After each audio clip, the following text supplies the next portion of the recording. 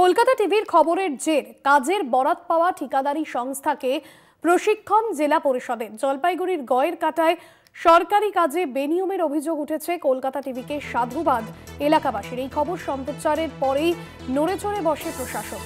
কলকাতা টিভির খবরের জের সরকারি কাজে বেনিয়মের অভিযোগ জলপাইগুড়ির গয়ের কাটায়, যেখানে যে খবর কলকাতা টিভি সম্প্রচার করেছিল, কাজের বরাত পাওয়া ঠিকাদারি সংস্থাকে প্রশিক্ষণ জেলা পরিষদের।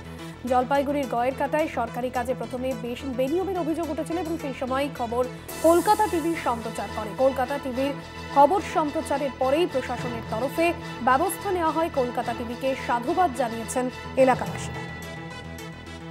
সরকারি কাজে বেনিয়মের অভিযোগ এনেছিলেন এলাকাবাসীরা। দীর্ঘদিন ধরেই বেনিয়ম চলত।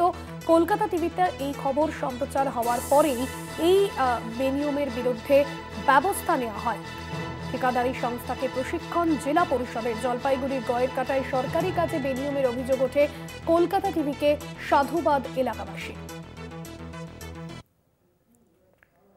কাজের বরাত পাওয়া ঠিকাদারি সংস্থাকে প্রশিক্ষণ। কলকাতা টিভির খবরের জের কাজের বরাত পাওয়া ঠিকাদারি সংস্থাকে প্রশিক্ষণ জেলা পরিষদের। জলপাইগুড়ির গয়ের কাটায় সরকারি কাজে বেনিয়মের অভিযোগ ওঠে। কলকাতা টিভিকে সাধুবাদ এলাকাবাসী।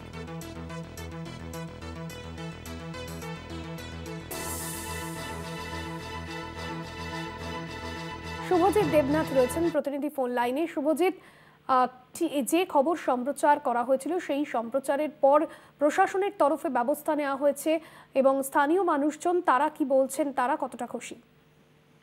দেখো ভাস্বতী, তোমাকে প্রথমে জানিয়ে রাখি যে একেবারেই কিন্তু আমাদের খবরের জেরেই কিন্তু জলপাইগুড়ির গয়েকাটায় স্বচ্ছ ভারত মিশনের কাজের গুণগত মান তদন্ত করে কাজের বরাত পাওয়া ঠিকাদারি সংস্থায় কিন্তু এবার হাতে কলমে কাজের প্রশিক্ষণ দিলেন জেলা পরিষদের প্রতিনিধি দল। পাশাপাশি লোহা রডের পরিবর্তে যে বাঁশ দিয়ে নির্মিত পুরনো যে ট্যাঙ্কগুলো, সেগুলো কিন্তু তদন্ত শুরু করেছে প্রশাসন।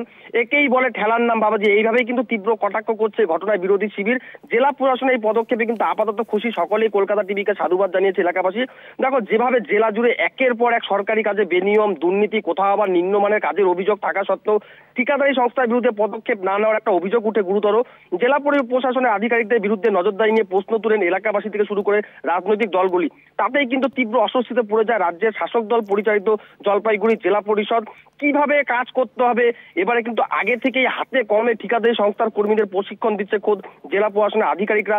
বিতর্ক এড়াতেই কিন্তু এই পদক্ষেপ, এমনটাই কিন্তু মনে করছেন সাধারণ মানুষ থেকে শুরু করে বিরোধী রাজনৈতিক দলগুলো।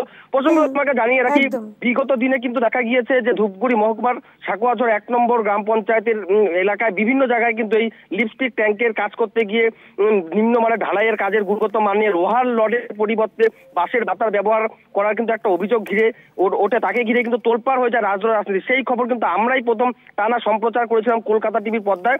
অভিযোগ এই দুর্নীতির পর্দা ফাঁস হতে কিন্তু তীব্র অস্বস্তিতে পড়ে যায় রাজ্যের শাসক দল থেকে শুরু করে তৃণমূল পরিচালিত জেলা পরিষদ। ভাস্বতী, একদমই ধন্যবাদ জানাবো শুভজিৎ।